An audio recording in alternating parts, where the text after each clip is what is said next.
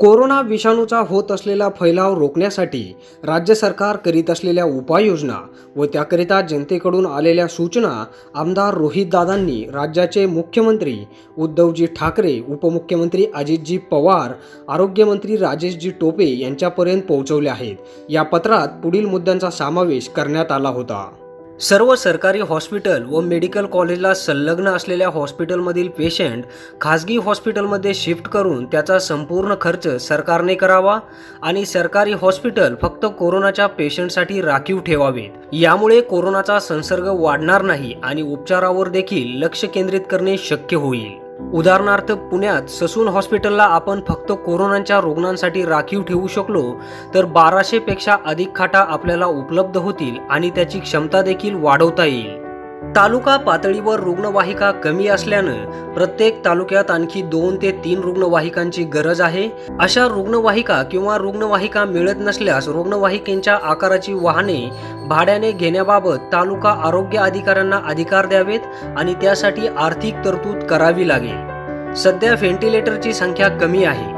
भविष्यात पुरेशा व्हेंटिलेटरची आवश्यकता भासणार असल्यानं नवीन व्हेंटिलेटर घेण्यात यावेत, तसेच आहेत त्यांची दुरुस्ती आणि सर्व्हिसिंग करून ठेवावी लागेल। शहरात अनेक नवीन इमारतींचे काम पूर्ण होत आले आहे।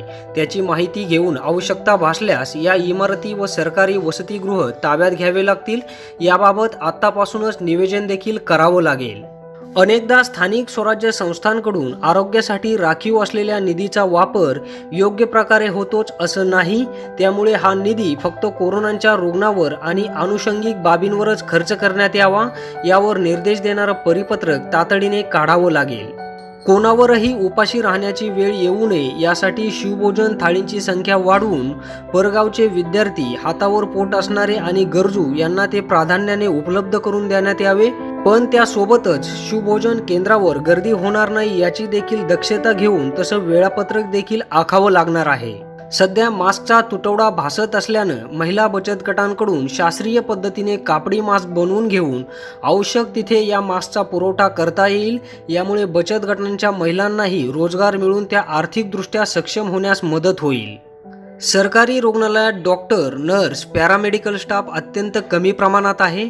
त्यामुळे निवृत्त झालेल्यांपैकी शारीरिकदृष्ट्या सक्षम असलेल्यांना तात्पुरत्या स्वरूपात काही दिवस कंत्राटी पद्धतीने नेमण्याबाबत नियोजन करावं लागेल। तसेच नर्सिंग कॉलेजमधील शिकाऊ परिचारकांचा देखील त्यासाठी विचार करावा आणि त्यासाठी आवश्यक निधींची तरतूद करावी लागेल। काही खाजगी हॉस्पिटलच्या डॉक्टरांची स्वतःहून पुढे येऊन काम करण्याची इच्छा आहे। यासाठी त्यांनी कोठे संपर्क करावा याबाबत काहीतरी सोय करावी लागेल। स्वाईन फ्लूच्या साथीच्या वेळेस पत्रके, फ्लेक्स, बोर्ड, रेडिओ, टीव्ही अशा विविध माध्यमातून जाहिरातींद्वारे मोठ्या प्रमाणात जनजागृती करण्यात आली होती। त्याचप्रमाणे ग्रामपंचायत, नगरपंचायत, नगरपालिका, पंचायत समिती, महापालिका, जिल्हा परिषद यांच्याकडील प्रचार प्रसिद्धीसाठी असलेल्या निधीचा वापर कोरोनाबाबत जनजागृती करण्यासाठी करता येईल। शहरी भागातील नागरिकांना दूध, भाजीपाला, अंडी, चिकन, धान्य याचा तुटवडा भासणार नाही याची देखील काळजी घ्यावी लागेल। कोरोनाची तपासणी करण्यासाठी आवश्यक असलेल्या किटचा सध्या तुटवडा आहे। देशातील 9 खाजगी कंपन्यांनी असे किट तयार केल्याचं समोर येतंय, तथापि केंद्र सरकारनं त्यांना अद्याप मंजुरी दिलेली नाही। त्यामुळे कंपनी आणि केंद्र सरकार यातील दुवा म्हणून राज्य सरकारने भूमिका वठवावी आणि या किट वापरण्यास आवश्यक ती प्रक्रिया पूर्ण करून मान्यता मिळवून देण्यासाठी प्रयत्न करावे लागतील। टोमॅटो, भाजीपाला, द्राक्षे, स्ट्रॉबेरी अशा नाशवंत भाजीपाला व फळांचं उत्पादन करणारा शेतकरी आज अडचणीत आहे। पुरेसे शीतगृह नाहीत। त्यामुळे या शेतकऱ्यांना दिलासा देण्यासाठी काय करता येईल याबाबत नियोजन करावं लागेल। तसेच शहरात पुरवठा व्हावा यासाठी निर्यातीसाठी याची वाहतूक सुरू ठेवावी लागेल। प्रत्येक जिल्हा स्तरावर मेडिकल कॉलेज, सरकारी हॉस्पिटल, खाजगी हॉस्पिटल यांची संख्या, तिथे जनरल वॉर्ड व ICU मध्ये असलेल्या खाटांची एकूण संख्या, रिकाम्या खाटांची एकूण संख्या याची संपूर्ण माहिती तयार ठेवावी लागेल। नियोजनासाठी ते अत्यंत आवश्यक आहे असं वाटतं। बालेवाडीप्रमाणे मोठे आणि जिल्हा स्तरावरचे स्टेडियम ताब्यात घेऊन तिथे देखील वैद्यकीय सुविधा देता येतील। त्यासाठी लागणाऱ्या खाटा आणि अन्य उपकरणे स्वयंसेवी संस्थांमार्फत आणि काही कंपन्यांमार्फत उपलब्ध करता येतील। माझ्या अंदाजे येथे आपण 3000 खाटांचं आरोग्य केंद्र उभं करू शकतो। कोंबड्या आणि जनावरांच्या खाद्याची दुकानं आणि खते व कीटकनाशकांची दुकाने व वाहतूक सुरू ठेवावी लागेल, कारण शेती आणि जनावरांसाठी हे अत्यावश्यक आहे. शहरी आणि ग्रामीण अशा दोन्ही भागात शिधापत्रिकेवर देण्यात येणाऱ्या धान्यांचं प्रमाण वाढवण्याबाबतही विचार करावा लागेल, कारण सध्या काम नसल्याने हे लोक अडचणीत आहेत. त्यामुळे याचा सहानुभूतीपूर्वक विचार करावा लागेल.